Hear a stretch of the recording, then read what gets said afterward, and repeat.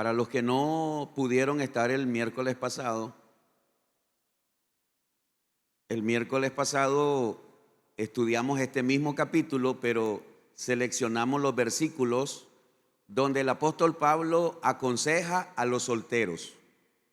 Entonces, si usted está soltero porque está viudo, soltero porque está divorciado, soltero porque nunca se ha casado, entonces vaya y busque esta enseñanza que se predicó la semana pasada. Ahí hablamos los consejos que Pablo, inspirado por el Espíritu Santo, le daba en aquel momento a los solteros que habían en la iglesia de Corinto.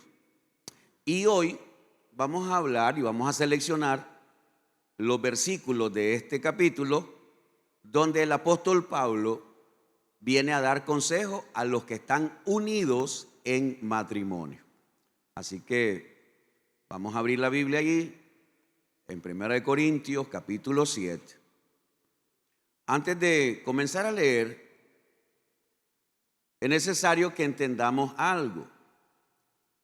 En la iglesia de Corinto habían llegado, como creo que pasa en toda iglesia, habían llegado falsos maestros llevando doctrinas que no eran las doctrinas cristianas, y entre las cosas que ellos enseñaban estaba que el sexo era pecado, era malo, que las relaciones sexuales hacían que las personas perdieran la comunión con el Espíritu Santo. Y por eso es que en el versículo 1 del capítulo 7, el apóstol Pablo dice: en cuanto a las cosas que me escribisteis. Entonces aclarábamos la semana pasada que estos consejos que Pablo está dándole a los hermanos en Corinto son preguntas que ellos mandaron a hacerle a Pablo acerca del matrimonio, acerca de la soltería, acerca del celibato, acerca de las vírgenes, acerca de, oye, es malo tener sexo, es pecado tener sexo. Entre las preguntas que le mandaron a hacer al apóstol Pablo. Y entonces Pablo pasa a traer respuesta a las inquietudes que habían en aquella iglesia. Entonces vamos a leer los versículos 3 y 4. Y comenzamos aquí con el primer consejo que Pablo le quiere dar a los hermanos de la iglesia de Corinto y que hoy es para nosotros, aquellos que estamos casados.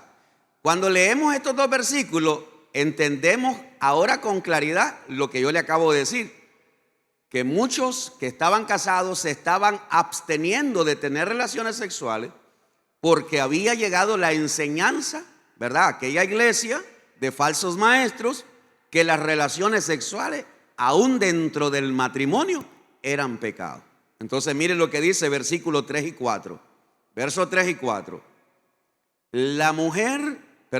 Verso 3. El marido cumpla con la mujer el deber conyugal, y asimismo la mujer con el marido. La mujer no tiene potestad sobre su propio cuerpo, sino el marido, ni tampoco tiene el marido potestad sobre su propio cuerpo, sino la mujer. Entonces ahí está el primer consejo que el apóstol Pablo se dirige a aquellos que están unidos en matrimonio. Entonces, y otra vez vuelvo, ¿por qué Pablo manda a decir, oye, marido, cumplan con su deber conyugal? ¿Y por qué Pablo tiene que mandarle a decir a las mujeres casadas, cumplan con su deber conyugal? Porque estaba sucediendo un problema muy serio en aquella iglesia. Los matrimonios estaban en aquello de que, bueno, pero si me están diciendo que es pecado, si me están diciendo que es malo, si me están diciendo, yo no sé si alguna vez usted ha oído a un predicador, pero yo he oído por lo menos a unos 2 predicadores diciendo que el pecado que cometió Adán y Eva fue que tuvieron relación sexual. Yo no sé de dónde sacan eso, pero yo he oído a 2 predicadores decir que el pecado, que la manzana, que el fruto prohibido en el que cayó Adán y Eva, la relación sexual. Y uno se queda asustado y dice, ¿qué? ¿Y de dónde sacan eso? ¿De qué Biblia? ¿Verdad? Si el Señor nunca les prohibió. El Señor los creó, a Adán y a Eva los creó. Y los creó para que ellos disfrutaran y gozaran de su vida como pareja. Y los bendijo Dios. ¿Pero para qué los bendijo? Para que se multiplicaran. ¿Y cómo se iban a multiplicar? ¿Oh? ¿Cómo iban a multiplicarse? Pues tenían que tener relaciones sexuales. Entonces por eso le digo que de repente uno oye algunas enseñanzas, ¿verdad? De que uno dice, ¿y de dónde lo sacaron? ¿De qué Biblia lo habrán sacado? Entonces en esta iglesia había llegado esa enseñanza y entonces los hermanos con ese temor, ellos se estaban absteniendo de la relación. Entonces el apóstol Pablo dice el marido, y aquí se dirige al marido en primer lugar, cumpla con la mujer el deber conyugal y asimismo la mujer con el marido. Verso 4, la mujer no tiene potestad sobre su propio cuerpo, sino el marido, ni tampoco tiene el marido potestad sobre su propio cuerpo, sino la mujer. Ahora, alguien podría, un hombre malintencionado, una mujer malintencionada, podría agarrar ese versículo 4 hasta para abusar de su cónyuge. Alguien con mala intención puede decirle a su esposa, mira, vení para acá, vení, ve lo que dice Dios. Que yo tengo potestad sobre tu cuerpo. Y entonces tenés que dejarte hacer todo lo que yo quiera. Y entonces ahí es donde vienen las perversiones y las cosas que no es eso, Señor. Entonces, y yo trato de hacer esta aclaración. Y claro, no puedo extenderme dando ejemplos y cosas porque no estamos en una conferencia para matrimonio, ¿verdad? Donde podemos hablar con más amplitud. Pero lo que este pasaje del versículo 4 no está diciendo que el hombre puede hacerle lo que le da la regalada gana a la mujer o que la mujer puede hacer también lo que le da la regalada gana con el esposo. No, lo que quiere decir, mi amado hermano, es que ambos, tanto el hombre como la mujer, tienen derecho a disfrutar de la relación que Dios les ha dado. Eso es lo que quiere decir, hermano. Lo que quiere decir aquí que no es solamente el hombre el que debe disfrutar de la relación, sino que ambos Dios los creó. ¿Para qué? Para unirlos en matrimonio. Oiga bien, en matrimonio. Es el propósito de Dios, unirlo en matrimonio. Dios bendijo al hombre y a la mujer, dice Génesis. Dios los bendijo. Ese es el orden que Dios estableció. Y Dios bendijo a ese matrimonio. Y entonces para que ambos disfrutaran, gozaran. En el libro de Proverbios hay un pasaje que dice: gózate con la mujer de tu juventud. Habla de gozo, habla de placer, habla de satisfacción. Y entonces, pero eso es para ambos. El segundo consejo que encontramos lo hallamos en el versículo 5 y 6. Versículos 5 y 6. Razones para abstenerse de la relación sexual. El apóstol Pablo viene a dejar aquí una razón por la cual puede haber una abstinencia por un tiempo limitado. Pero yo he agregado una cosita más ahí que no está en la Biblia, pero ya se la voy a explicar por qué la he agregado. Versículos 5 y 6 dice así la palabra de Dios: no os neguéis, oiga bien, no os neguéis el uno al otro, a no ser por algún tiempo de mutuo consentimiento, para ocuparos sosegadamente en la oración, y volved a juntaros en uno, para que no os tiente Satanás a causa de vuestra incontinencia. Verso 6. Mas esto digo por vía de concesión, no por mandamiento. Entonces el apóstol Pablo está diciendo que hay una razón por la cual el hombre y la mujer pueden abstenerse de tener una relación o de tener por algunos días relaciones, y es por un retiro espiritual, por un tiempo de oración. Lo dice claramente en el versículo 5. No os neguéis el uno al otro, a no ser por algún tiempo de mutuo consentimiento. Ponga atención, para hacer este compromiso de que, por ejemplo, la esposa dice, yo voy a hacer un retiro, o el esposo dice, yo voy a hacer un retiro espiritual, o ambos dicen, bueno, queremos hacer un retiro espiritual, queremos meternos en 3 días de ayuno, o tal vez solo la mujer, o tal vez solo el marido. Y entonces, y si los dos se ponen de acuerdo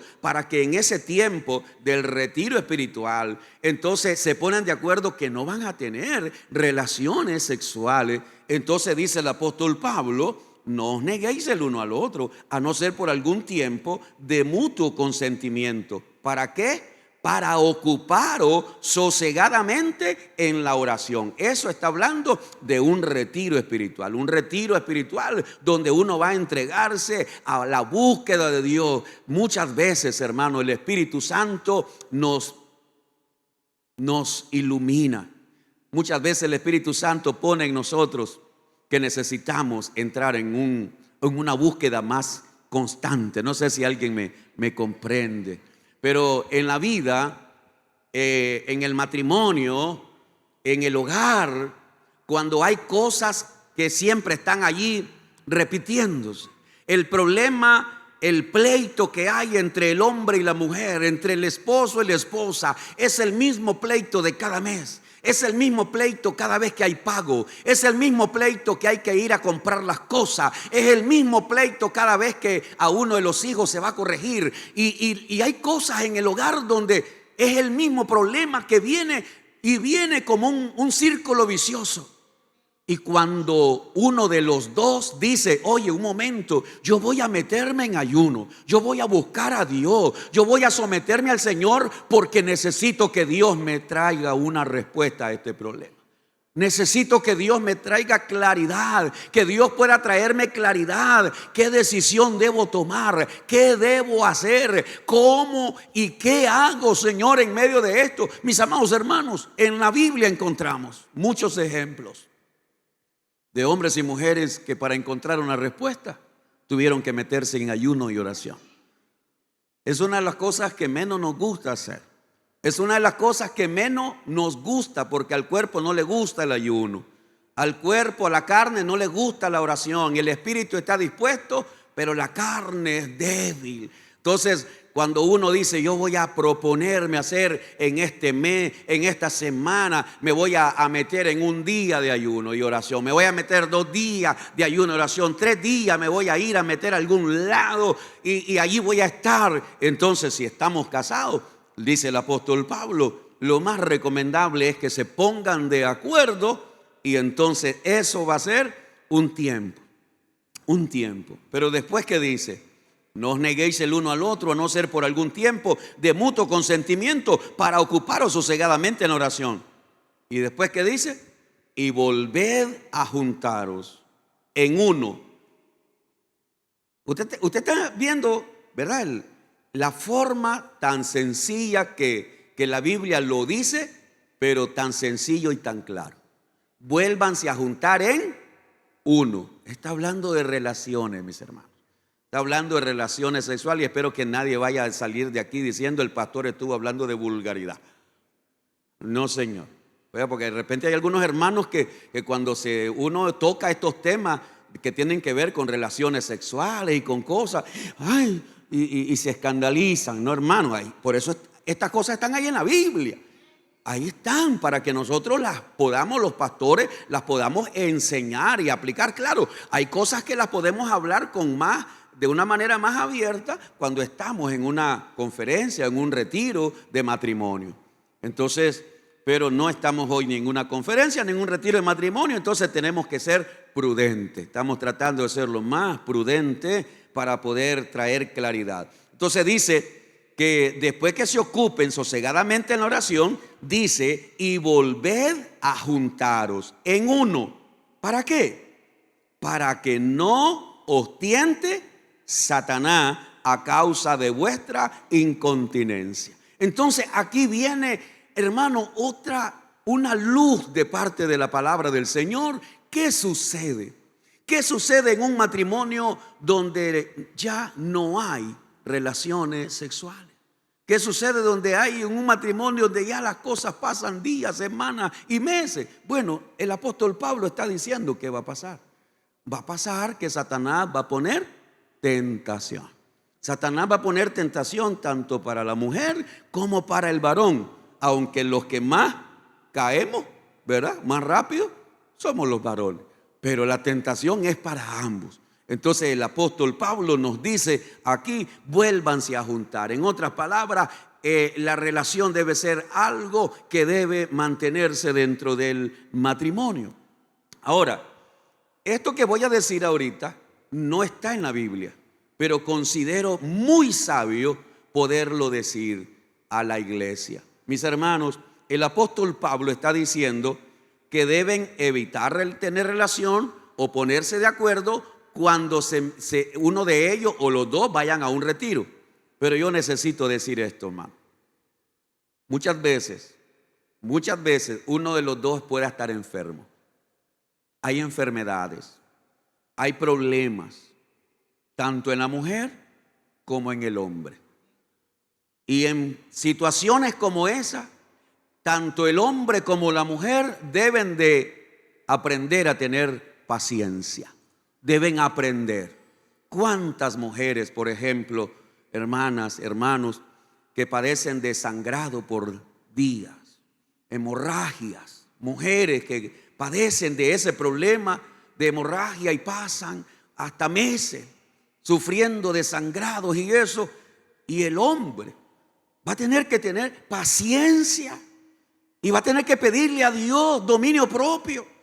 Y cuando en el matrimonio no se entiende eso, cuando en el matrimonio no hay una comunicación, una buena comunicación, entonces va a haber un problema muy serio.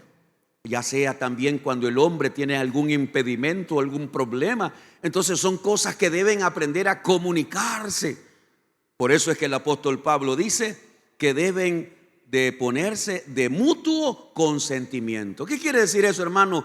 Debe haber una buena comunicación en el matrimonio. ¿Alguien está de acuerdo conmigo en eso? Debe haber una buena comunicación, hermano. Tanto la esposa como el esposo deben aprender a comunicarse. Uno de los problemas más serios en los matrimonios es esa, y es la falta de comunicación. Y el diablo está aprovechándose de eso para echar a perder, para arruinarle la vida a muchos hermanos en sus matrimonios. Así que ahora el apóstol Pablo, en el versículo 6, el apóstol Pablo dice: esto que yo les digo no se lo estoy diciendo como un mandamiento, se lo estoy dando como un consejo. Recordemos que lo que el apóstol Pablo está compartiendo con los hermanos de Corinto no son mandamientos. Él no le está diciendo: mira, tú tienes que... No, espérate.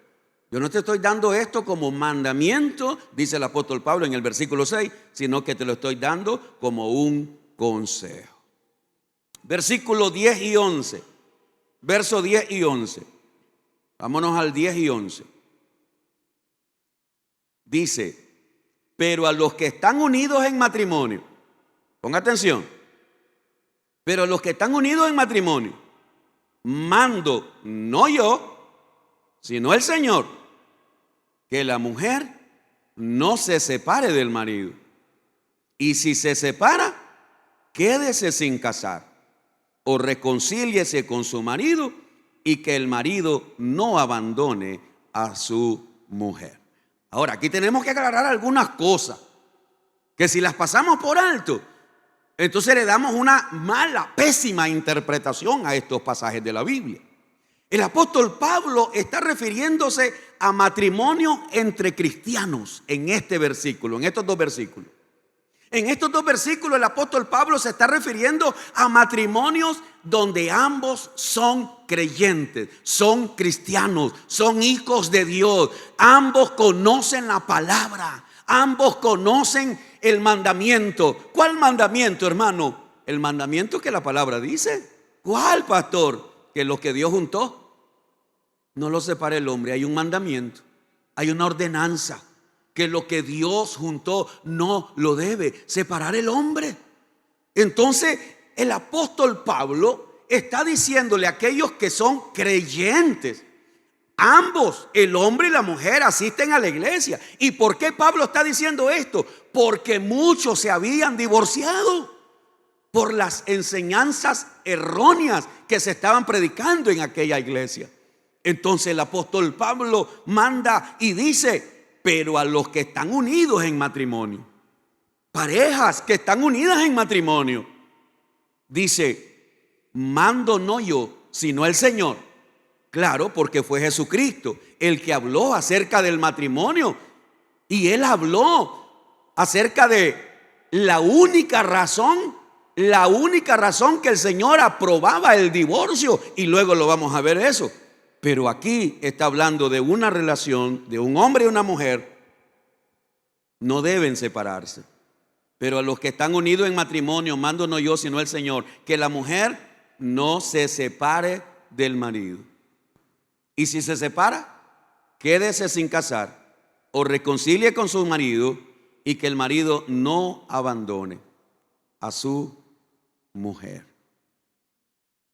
El Señor Jesús, en una ocasión le hicieron la pregunta acerca del divorcio.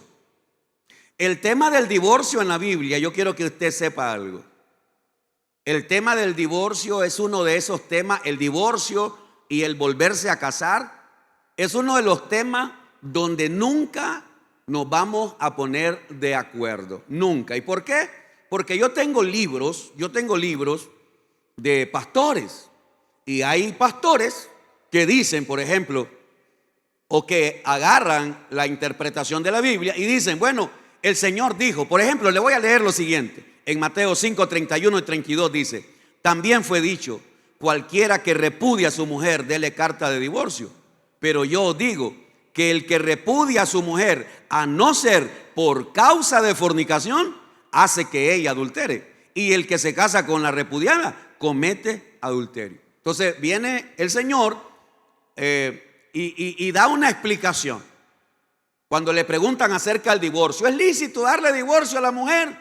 Bueno, cuando el Señor los juntó, dice Jesús, bueno, los unió, mujer y hombre los creó. Por lo tanto, dejará el hombre a su padre y a su madre y se unirán en matrimonio. Y ya no serán dos, serán uno. Ok. Pero yo quiero decirles algo, dice Jesús. A no ser por causa de infidelidad, no deben separarse. Y entonces aquí es donde el Señor viene a poner una norma. Entonces, lo que yo quería decirle era, donde yo tengo libros o comentarios, donde hay teólogos, donde hay hombres, pastores, que dicen: bueno, aunque te haya sido infiel tu esposa o tu esposo, debes quedarte sola o solo, no puedes volverte a casar. Eso dice un grupo de pastores. Pero hay otro grupo de pastores, hay otro grupo de teólogos, hay otro grupo de personas que interpretan la Biblia y dicen: bueno, espérate, Jesús, ¿qué fue lo que dijo allá en Génesis? Que no es bueno que el hombre esté solo. Entonces, ¿sabes qué? Desde que alguien se divorcia, puede volverse a casar. Y entonces hay un conflicto entre un grupo de teólogos y otro grupo, porque estos dicen que no hay que volverse a casar cuando alguien se divorcia, aun cuando haya infidelidad, que no hay divorcio por aquí. Y entonces no nos vamos a poner nunca de acuerdo. Nunca. Ese es uno de los temas donde en todas las iglesias usted le pregunta a un pastor, tiene su propia interpretación. Usted le pregunta a otro pastor, tiene su propia interpretación. Y así sucesivamente. Porque en este tema nunca, jamás nos vamos a poner de acuerdo. Porque, por ejemplo, yo he platicado con algunos pastores. Y entonces, ¿y qué piensan sobre tal tema? Por ejemplo, una de las cosas que me gusta aprovechar cuando tengo la oportunidad de hablar con otro pastor es que le pregunto de temas así conflictivos, temas en los que no nos ponemos de acuerdo. Entonces yo hago preguntas. Oye, ¿qué tú piensas acerca del divorcio y el volverse a casar? Y entonces, bueno, es que te voy a decir algo, Jerónimo, me dijo uno. El Señor dice que puede darle carta de divorcio cuando hay infidelidad. Pero el Señor no dice que se puede volver a casar, me dijo uno. Ahí no dice que se puede volver a casar. Y entonces tenemos que entender también que no todo lo que queremos oír va a estar escrito. Que hay muchas cosas que no están escritas ahí. Entonces ahí es donde está. Entonces me voy a quedar solo toda la vida. Mi mujer me dejó o mi marido se fue con otra. Fue infiel, me divorcié. Pero ya le fui a preguntar al pastor y el pastor dice que no me puedo casar con nadie. Y ya le fui a preguntar al otro pastor y el otro dice que sí. ¿A quién le creo? Entonces yo le aclaro, este es uno de los temas donde hay y va a haber siempre diferentes interpretaciones o aplicaciones. Entonces, pero aquí claramente el apóstol Pablo está diciendo, si estás unido en matrimonio y si no hay infidelidad, no deberías de separarte de tu cónyuge. Versículo 11. Y se separa, quédese sin casar o reconcíliese con su marido, y que el marido dice no abandone a su mujer. Versículo 12. Verso 12. Versículo 12. Y a los demás yo digo, no el Señor. Oiga esta frase del apóstol Pablo. Y a los demás yo digo, no el Señor. Eso podría ponerse a pensar, pero espérate, lo está diciendo Pablo, no el Señor. Lo que Pablo está diciendo es que lo que él viene a decir, no hay ninguna referencia que Jesús haya hablado de eso. Lo vamos a leer. Y a los demás yo digo, no el Señor. Si algún hermano tiene mujer que no sea creyente, ahora viene a tratar el ejemplo de matrimonio donde uno es cristiano y el otro no. Y a los demás yo digo, no el Señor. Si algún hermano tiene mujer que no sea creyente y ella consiente en vivir con él, ¿qué dice? No la abandone. Entonces aquí está hablando ahora de otro tipo de matrimonio que hay en la iglesia. Y de hecho son los que más abundan estos tipos de matrimonios. Es donde uno es cristiano y el otro es inconverso. Entonces, ¿qué dice el apóstol Pablo? Bueno, el consejo que doy yo es que si el inconverso, ¿verdad?, acepta, consiente, permite que tú vivas con él, no lo abandone. Versículo 13. Y si una mujer tiene marido que no sea creyente y él consiente en vivir con ella, ¿qué dice? No lo abandone. Entonces está poniendo en el caso cuando es el hombre el creyente y la esposa inconversa, cuando es la esposa creyente y el esposo inconverso. Verso 14. Verso 14. Porque el marido incrédulo es santificado en la mujer y la mujer incrédula en el marido. Pues de otra manera vuestros hijos serían inmundos, mientras que ahora son santos. Ese versículo es uno de los versículos bien complicado para poder dar una explicación exacta. Pero yo con la ayuda del Espíritu Santo, te voy a decir lo siguiente. Oiga lo que dice, lo voy a volver a leer. Porque el marido incrédulo es santificado en la mujer y la mujer incrédula en el marido. Pues de otra manera vuestros hijos serían inmundos, mientras que ahora son santos. Entonces, oiga la explicación de ese versículo. Cuando una persona se convierte a Cristo, cuando una persona viene a Cristo, es llena del Espíritu Santo y ahora todas las promesas del Señor son para esa persona sí y amén. Amén, hermano. Entonces, cuando esa persona se convierte a Cristo y es la única cristiana en la casa, mire cómo nosotros lo mal aplicamos. Mire cómo nosotros lo mal aplicamos. Cuando solo la mujer es cristiana y el marido inconverso, los hijos inconversos. ¿Tú sabes qué es lo que más decimos nosotros? Ay, pero es que en mi casa solo yo soy cristiana. Pero ¿qué es lo que estás queriendo decir? Es que yo en mi casa soy la única que me he convertido a Cristo. Pero ¿qué es lo que estás queriendo decir? ¿Qué es lo que quieres decir con que tú eres la única cristiana? Ay, pobrecita de mí. No. ¿Tú sabes qué es lo que el Señor quiere que entendamos? es que cuando una persona se convierte a Cristo, gracias a esa persona que se ha convertido a Cristo, ahora en tu casa hay bendición. Ahora en tu matrimonio hay bendición. Ahora en tus hijos hay bendición. Yo espero que alguien comprenda esto. Pastor, ¿qué base bíblica tenemos para creer algo como eso? Bueno, en el Antiguo Testamento tenemos un ejemplo que le voy a poner. José, el hijo de Jacob. José, el hijo de Jacob, es vendido por sus hermanos, lo llevan a una tierra extraña, lo compran como esclavo, lo llevan a trabajar como un esclavo a una casa. ¿Y qué dice la palabra? ¿Qué dice? Que a donde quiera que José llegaba, Dios bendecía todo a donde estaba José. ¿No dice eso? Ahí estaba la bendición de Dios, bendiciendo a un egipcio, bendiciendo el hogar de aquel egipcio, bendiciendo las finanzas de aquel egipcio. ¿Por qué? Porque José, alguien que tenía la promesa, alguien que tenía la presencia de Dios, por causa de él, Dios bendecía a las personas. Luego a José lo mandan a la cárcel. ¿A dónde estaba la bendición ahora? En la cárcel.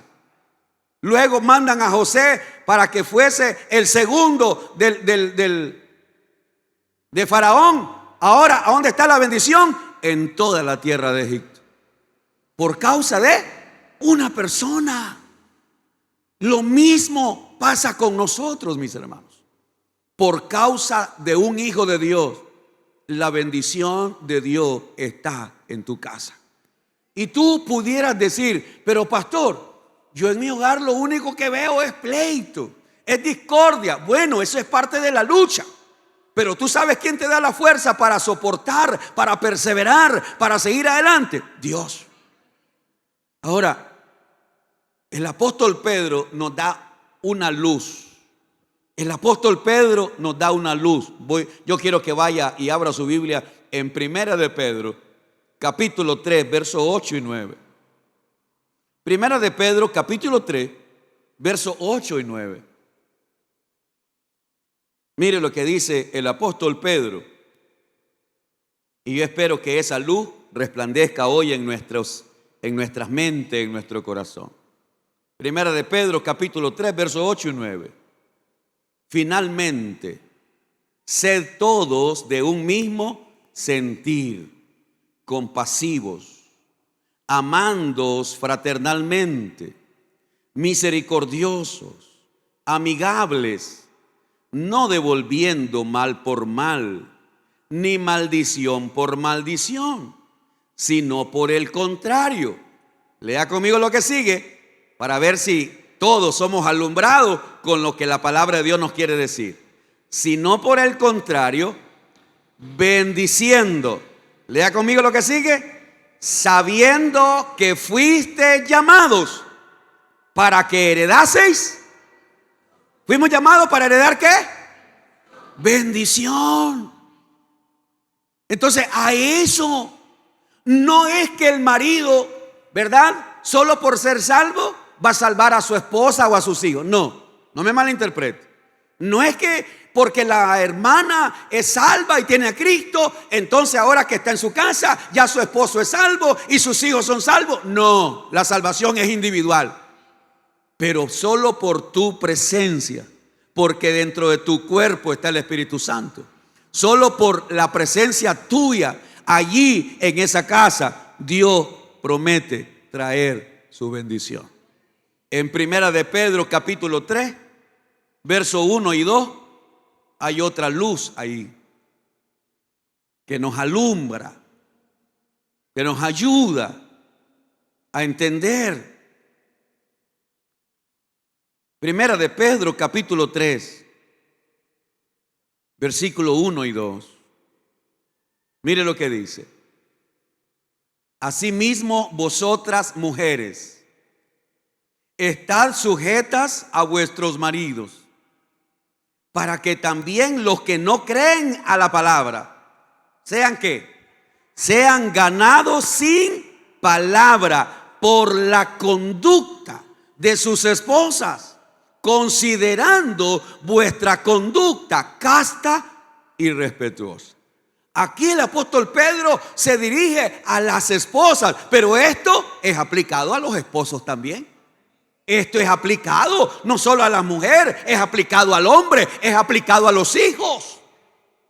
Entonces lo que el apóstol Pedro nos está diciendo es que aquellas personas que ahora son creyentes, son cristianas, y tal vez tú eres la única persona cristiana en tu hogar, ¿sabes qué? Dios puede usar tu vida para llevar salvación a toda tu familia. Dios puede usar tu vida para que tu cónyuge se convierta. Incluso se va a convertir sin decirle ni siquiera una sola palabra. Se va a convertir por ver tu buen testimonio. Porque eso es lo que habla el apóstol Pedro aquí en su palabra. El apóstol Pedro lo que está diciendo es que las mujeres o los hombres podemos ganar a nuestros cónyuges, a nuestros hijos, a nuestros suegros, a la suegra, a la mamá, a la abuela. Podemos ganar a nuestra familia por medio de nuestro testimonio. ¿Alguien comprende eso? Pero aquí también viene el otro lado de la situación. ¿Cuánto de nuestra familia no quiere saber nada de Dios por nuestro mal testimonio? Nadie me oyó ahora, ¿verdad? Nadie me oyó. Nadie escuchó eso. ¿Cuántas de nuestra familia no quieren? Jamás van a venir aquí. ¿Qué voy a hacer a tu iglesia? Primero componete vos. ¿Ah? ¿Qué voy a hacer? Al pastor le voy a decir cómo sos aquí en la casa. Algunos de ustedes, algún familiar les debe decir eso. A algunos de ustedes les debe decir algún familiar. Al pastor le voy a decir cómo hablas aquí. Allá le voy a decir al pastor cómo te pones allá. Le voy a decir al pastor. Y entonces, y por eso es que muchos familiares no quieren por nuestro mal, pésimo testimonio. Pero ese es el lado malo, ese es el lado negativo. Mi mal testimonio no está atrayendo. Mi mal testimonio no está, mi mal testimonio más bien está impidiendo que mi familia, mi esposa, mis hijos, mi suegro, mi abuela, mi tío, está impidiendo que vengan a Cristo. Porque hago creer que soy cristiano, pero allá en la casa soy el demonio. En la iglesia hago creer que soy hijo, hija de Dios, pero allá en la calle soy un hijo del diablo. ¿Cómo? ¿Cómo? ¿De qué manera se van a convertir nuestros familiares? Y entonces el apóstol Pedro nos da esa luz, y primera de Pedro 3, versos 1 y 2, que lo quiero volver a leer, y dice: asimismo vosotras, y ya recuerde, esto se aplica a hombres y mujeres, a jóvenes y adultos, solteros y casados. Asimismo vosotras mujeres, está sujeta a vuestro marido, para que también los que no creen a la palabra, ahí están, gente que no quiere creer a la palabra, sean ganados, sean alcanzados, sean salvados sin palabra. Y entonces, ¿qué es lo que va a actuar en ellos? La conducta. ¿Qué es lo que va a actuar en ellos? Mi conducta, mi buena conducta, mi buen testimonio van a ser ganados sin palabra, pero por la buena conducta de sus esposas o de sus esposos o de los hijos, considerando vuestra conducta casta y respetuosa. Qué importante, hermano.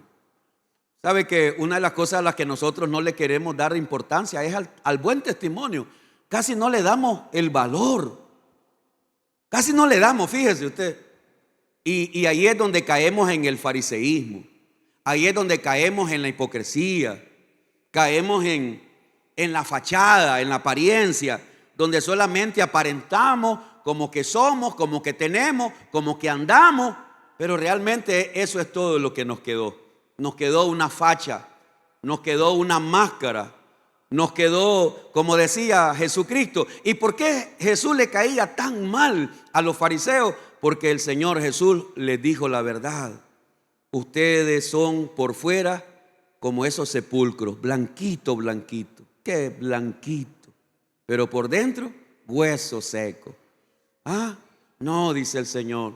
Ustedes por fuera tienen una apariencia, pero por dentro están podridos. Entonces, y por esa razón, los religiosos se enojaban, se molestaban. Y es la misma causa por la cual hoy muchos podemos enojarnos cuando realmente nuestra conciencia nos dice que por nuestro mal testimonio ningún miembro de nuestra familia jamás lo vamos a ganar. Nunca vamos a ganar a los hijos, al esposo, a la suegra, a la tía. Nunca vamos a ganar a nadie. ¿Por qué? Porque ellos sí saben lo que realmente somos. Ellos sí nos oyen lo que realmente hablamos. Ellos sí saben lo que hacemos cuando nadie nos está viendo. Ningún hermano, ningún hermano. Entonces, ahí es donde no le damos ese valor, esa importancia al buen testimonio. Por eso es que una de las condiciones para ser un servidor, ¿cuál era? Tener buen testimonio. Vayan a buscar a 7 diáconos, dijo Pedro. Pero entre las características que tengan buen testimonio. Cuando nos olvidamos del buen testimonio, entonces nos vamos adaptando y nos vamos acostumbrando a vivir una vida de doble cara.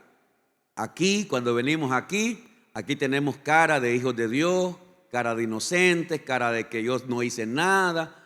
Aquí todos nosotros parecemos, ¿verdad? Que como que no hemos hecho nada malo. Pero allá afuera, allá en la casa, en el trabajo, que Dios nos ayude. Yo quiero recordarles a ustedes cómo Dios puede usar a una persona para salvar a toda su familia. Por ejemplo, se me viene a la memoria a Noé. Y miró Dios a Noé, dice la Biblia, allá en el libro de Génesis. Y miró Dios a Noé, que era un hombre temeroso, que era un hombre que buscaba, era un hombre que no se dejaba llevar como los demás. La gente en el tiempo de Noé se había pervertido. La gente en el tiempo de Noé se había pervertido de tal manera que Dios, hermano, usted se imagina, Dios tuvo que decir: los tengo que matar a todos. ¿Por qué? Porque todos eran solamente hacia lo malo. La perversión sexual, eso que hay ahora, tal vez ni parecido a lo que había en el tiempo de Noé. Y estamos hablando de Génesis. La perversión sexual.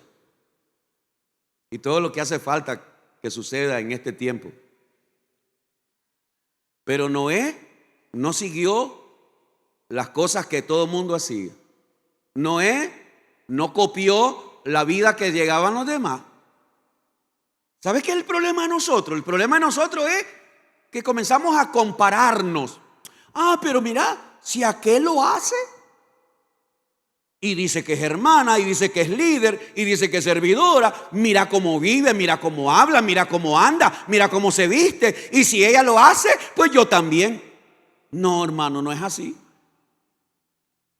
Yo lo he dicho de una manera bien grosera, pero porque no tengo otra de decirlo, yo así hablo, pero es la verdad.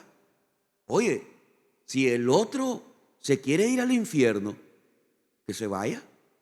¿Por qué lo voy a seguir? Si el otro quiere vivir una vida pervertida y cree que es cristiano, ¿por qué voy a seguir ese mal ejemplo? ¿Alguien me entiende? Pero de repente nosotros andamos comparándonos. Pero si aquel lo hace, yo también lo hago. No, señor, no es así. Y la palabra de Dios dice que por la obediencia de Noé, por la perseverancia de Noé, por el temor de Noé, se salvó su esposa, se salvaron sus hijos y se salvaron sus nueras. ¿Aló? Porque la Biblia a mí no me dice que fue por la esposa de Noé, ni por los hijos de Noé. La Biblia me dice a mí que fue por Noé. Noé, fue a él la que vio Dios. Fue a Noé a quien Dios miró, que era alguien que tenía temor, que no seguía lo mismo que hacían los demás. Y por amor a Noé, Dios salva a su familia. El otro ejemplo todavía es más espectacular. El otro ejemplo todavía para mí es más impresionante. Una mujer prostituta.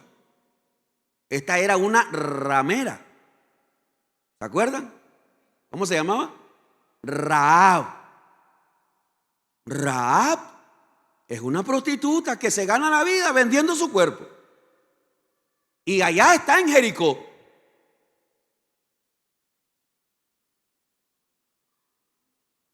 La mujer recibe a los espías, los esconde, les ayuda a huir. Y ella les dice, cuando entren a la ciudad, acuérdense de mí. Porque aquella mujer tenía la convicción que los israelitas iban a tomarse la ciudad de Jericó. Y ella les dice, cuando vengan a tomarse la ciudad, acuérdense de mí. Y los espías le dijeron, bueno, cuelga esta cinta, cuelga esta a donde nos bajaste, que esté colgado de la ventana para que sepamos que ese lugar no lo vamos a tocar. Pero una cosa sí te decimos, le dijeron a Rahab, que todo lo que esté fuera de tu casa, aquí no se salva nada.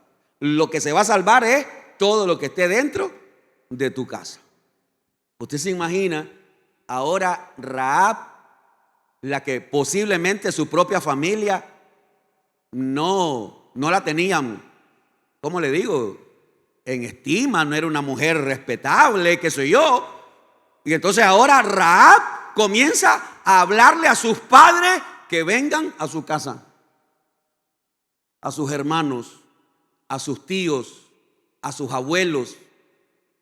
Creo que hay una película, creo que alguien hizo una película sobre la historia de Rahab, sobre la historia de esta mujer, donde la misma familia la rechaza y no le creen, pero esa mujer insiste, y ella logra meter en su casa a toda su familia. Usted lo puede leer ahí en la Biblia, en el libro de Josué, en el libro de Josué. Ella logra meter a toda su familia en su casa.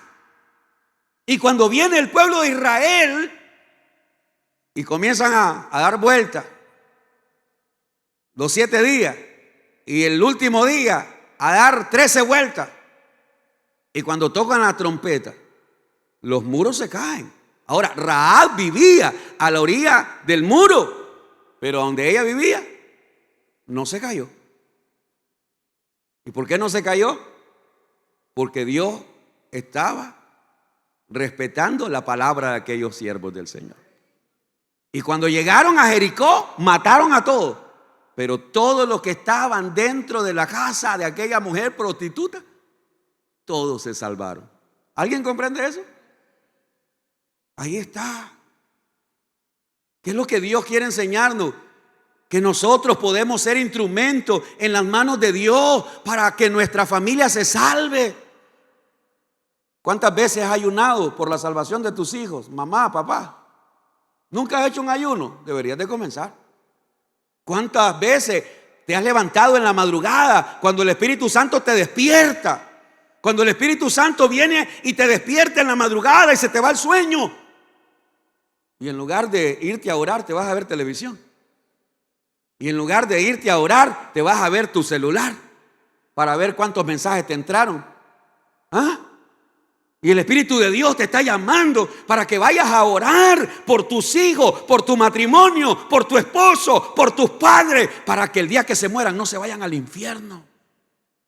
¿Ah? Tú deberías de estar consciente que si tus padres se mueren sin Cristo, van al infierno. Si tu esposa muere sin Cristo, va a ir al infierno. Si tus hijos mueren sin Cristo, van a ir al infierno. Pero como no sentimos eso, como ya nos parece lo mismo, nos da lo mismo, entonces no sientes una carga, No sientes esa necesidad de orar, de ayunar, de buscar de Dios. ¿Para qué? Para que tu familia se salve. Dios puede usar tu vida, mujer, hombre. Dios no solamente puede, Dios quiere usar tu vida. Dios quiere usar tu vida. Versículo 15, ya estoy terminando. Verso 15. Pero si el incrédulo se separa, ya el apóstol había dicho que si el incrédulo acepta vivir con la mujer o el hombre que es cristiano, que se queden ahí.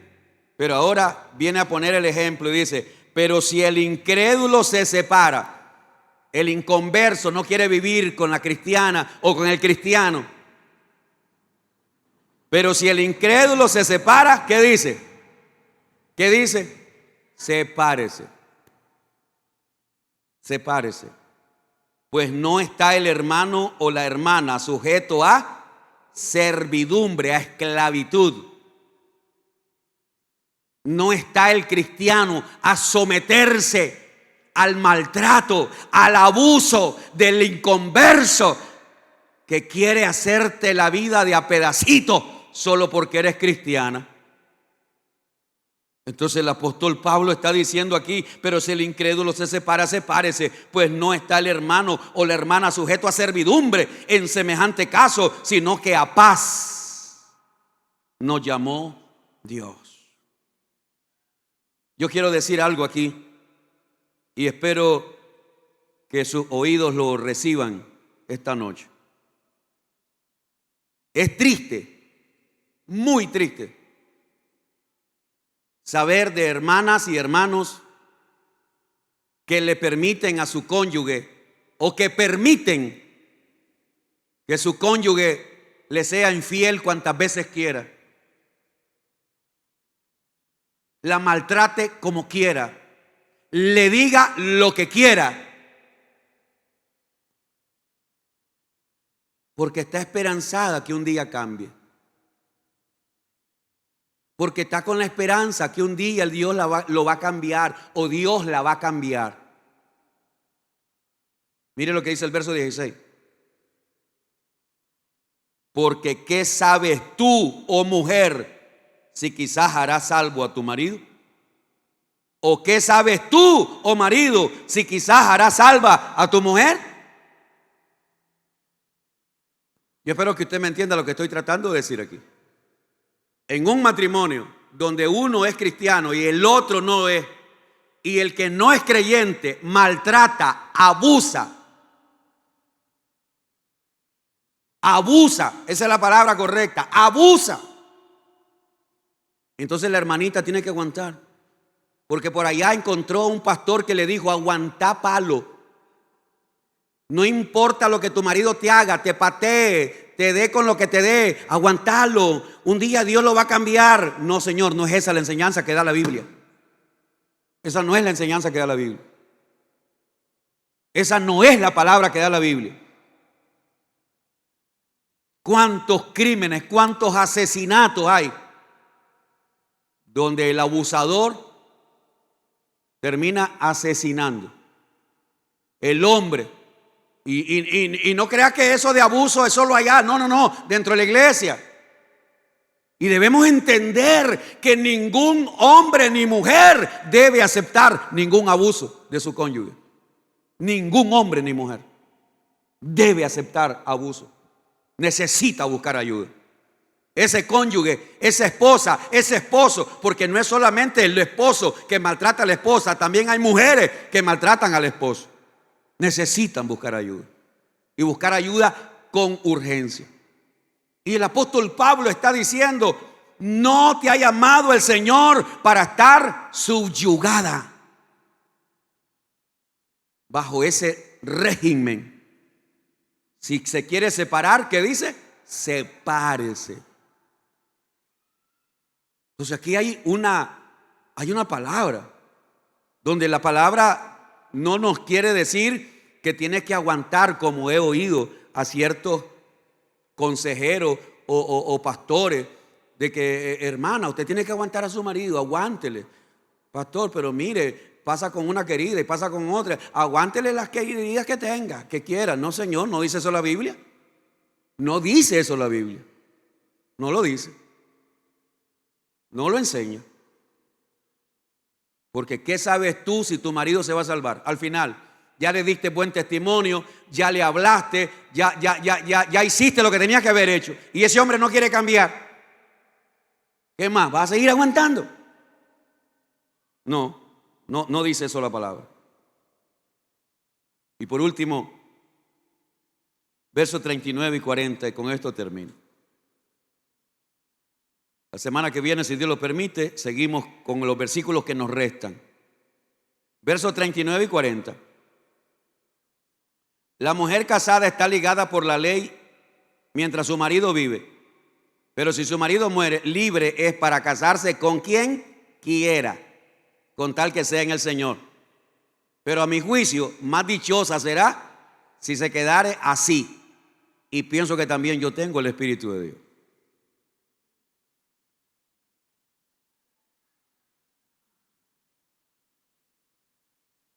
Donde hay separación, uno, la persona queda viuda, bueno, no hay problema, tiene libertad para casarse con quien quiera.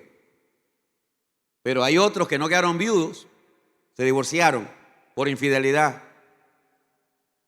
Y entonces aquí es donde, ¿qué quieres tú ahora? ¿Quieres casarte o quieres quedarte solo?